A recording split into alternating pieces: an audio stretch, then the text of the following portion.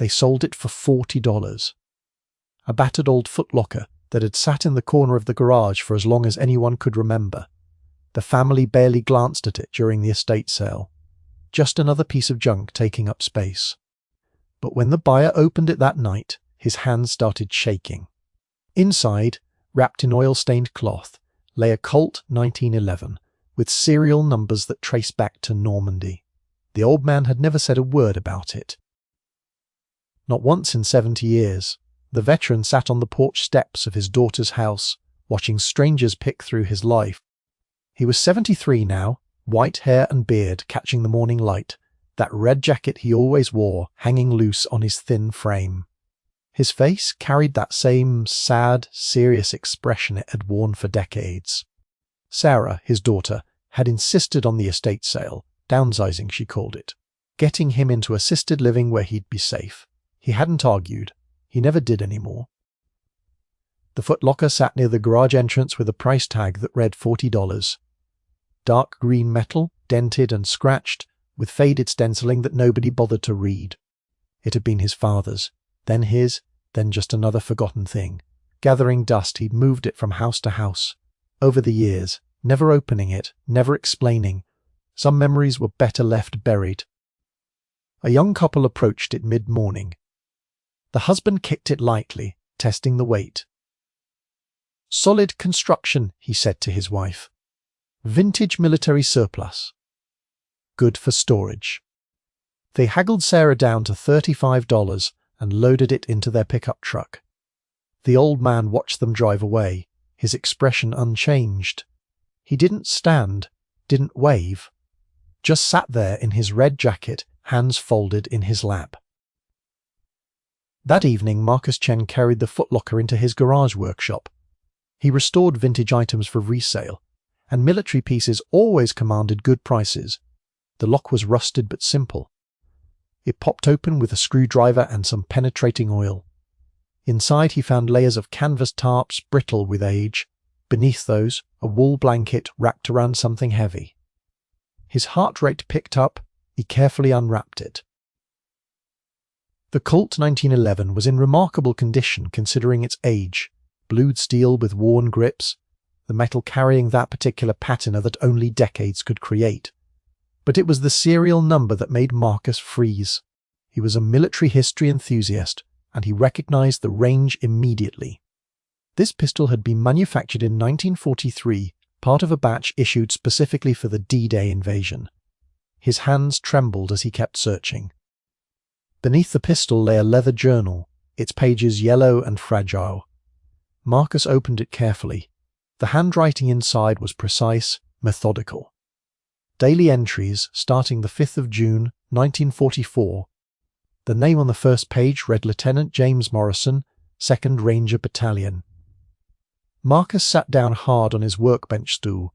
He'd just bought a piece of history for $35. But more importantly, he'd bought something that clearly meant everything to someone. The journal detailed the Normandy invasion in stark, unflinching prose. Lieutenant Morrison had led his men up the cliffs at Pointe du Hoc. The entries described the chaos, the fear, the friends lost. The Colt had saved his life twice, Morrison wrote, once when a German soldier surprised him in a bunker. Once when the same pistol jammed and forced him to surrender, instead of dying in a pointless firefight that ended minutes later anyway. The weapon had been with him from Normandy through the liberation of Paris into Germany itself. Marcus kept reading. The journal entries continued past the war. Morrison returned home in 1946, married, had a daughter. But the entries grew darker. Nightmares. Survivor's guilt. The weight of command decisions that sent young men to their deaths. The pistol stayed in the Footlocker. He couldn't bear to look at it, but he couldn't let it go either. It represented everything he'd been, everything he'd lost, everything he could never explain to people who hadn't been there. The final entry was dated 1952. Morrison wrote that he was sealing the Footlocker. His daughter was 7 years old, and he didn't want her growing up around instruments of death. He wanted to be just a father, just a regular man. The war would stay locked away. He'd carry it silently. That was his choice, his burden. Marcus closed the journal, his throat tight. This wasn't just history. This was a man's entire soul, packed away and forgotten. He found the estate sale receipt in his wallet. Sarah Morrison, it read, with a phone number. Marcus called immediately. Sarah answered on the third ring, her voice tired. He explained who he was, what he'd found. There was a long silence on the other end. Then Sarah started crying. She'd never known, she said. Her father never talked about the war. She'd asked him once, as a teenager, and he'd just shaken his head, that sad look deepening in his eyes. She'd learned to stop asking.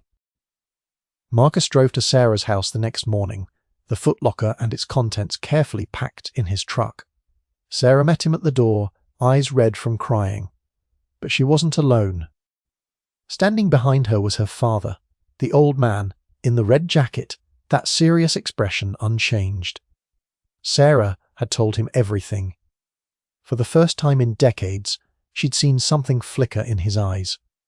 Not quite hope, not quite fear. Something in between.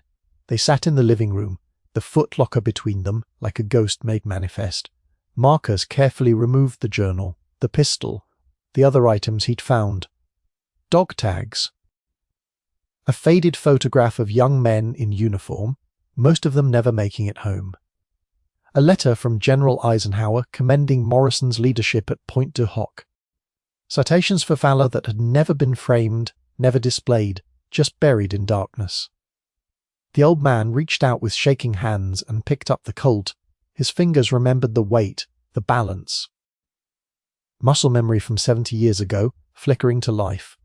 Sarah watched her father, really seeing him for the first time. Not the quiet old man who never caused trouble, never demanded attention, never spoke about his past, but the young lieutenant who'd led men into hell and carried the weight of it ever since. Marcus pulled out his laptop. He'd done research after reading the journal. The 2nd Ranger Battalion had a memorial website, a database of veterans. Lieutenant James Morrison was listed there, one of the few surviving members. The battalion held annual reunions. There were men, now in their 90s, who still gathered to remember. Men who'd served under Morrison, who'd followed him up those cliffs, who'd survived because of his decisions. They'd been looking for him for years. Sarah's father spoke then, his voice rough from disuse on this topic. He said he'd thought they'd be better off without him. The nightmares, the guilt, the weight of command. He'd thought if he just stayed quiet, stayed small, nobody would have to carry his burden. He'd thought sealing away the Footlocker meant sealing away the pain, but it had just meant sealing away everything, good and bad, until he'd become a ghost in his own life. Marcus showed him the website. Testimonials from the men who'd served with him. They called him the best officer they'd ever known, the man who'd brought them home when so many others hadn't. They wanted to thank him, to see him one more time, to tell him that his decisions, his leadership, had given them lives, families, futures. They didn't blame him for the ones who didn't make it. They honored him for the ones who did. The old man's serious expression finally cracked. Tears rolled down into his white beard. Sarah held her father as he wept, decades of silence breaking like a dam. He thought he was protecting them by staying quiet. But silence had just built walls. The Footlocker had been a prison, and he'd locked himself inside it, just as surely as he'd locked away the pistol and the journal. Marcus stayed for hours. They went through every item in the Footlocker together. Each one had a story, and for the first time, the old man told them. The photograph of his platoon, naming each young face, sharing who they'd been beyond just soldiers. The letter from a French family whose village his men had liberated, thanking him in broken English. A piece of shrapnel that had missed his head by inches. Each artifact was a key, unlocking memories that had festered in darkness. Sarah called the number on the battalion website that evening.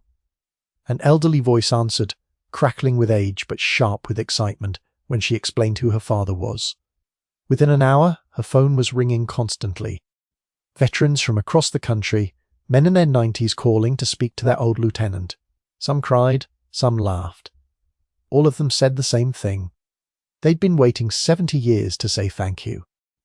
The reunion was held 3 months later. Sarah drove her father across 2 states to reach it. He wore his red jacket, but underneath, for the first time in decades, he wore his old uniform. It still fit, though loosely now.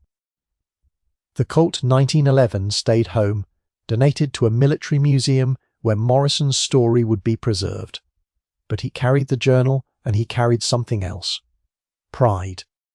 Not the arrogant kind, but the quiet recognition that his service had mattered, that his silence hadn't been necessary, that the men he'd led wanted him to know he'd done his best in an impossible situation.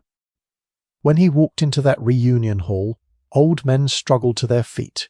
Some saluted, some embraced him. They shared stories he'd forgotten, moments of humanity in the midst of horror. They showed him photographs of their children, grandchildren, great-grandchildren, lives that existed because he'd made the right calls on a French cliff 70 years ago. The weight he'd carried alone for so long was suddenly shared among dozens of men who understood, who'd been there, who'd carried their own versions of the same burden. Sarah watched her father transform. The sad, serious expression didn't disappear entirely. It never would, but it softened. He smiled. He laughed at old jokes and terrible memories that only those men could find humor in. He was seen, truly seen, for the first time in decades, not as the quiet old man downsizing into assisted living, but as Lieutenant James Morrison, leader of men, survivor of hell, worthy of respect and honor. Marcus attended the reunion too. He'd become part of the story, the man who'd recognized the value of what others had dismissed. He watched the old man in the red jacket surrounded by his brothers in arms, felt the weight of what could have been lost. That footlocker could have been thrown away entirely. The journal could have been destroyed. The Colt could have been sold to someone who'd never trace its history. One man's silence could have been permanent. The assisted living plan was quietly shelved. Sarah's father moved in with her instead, but on different terms.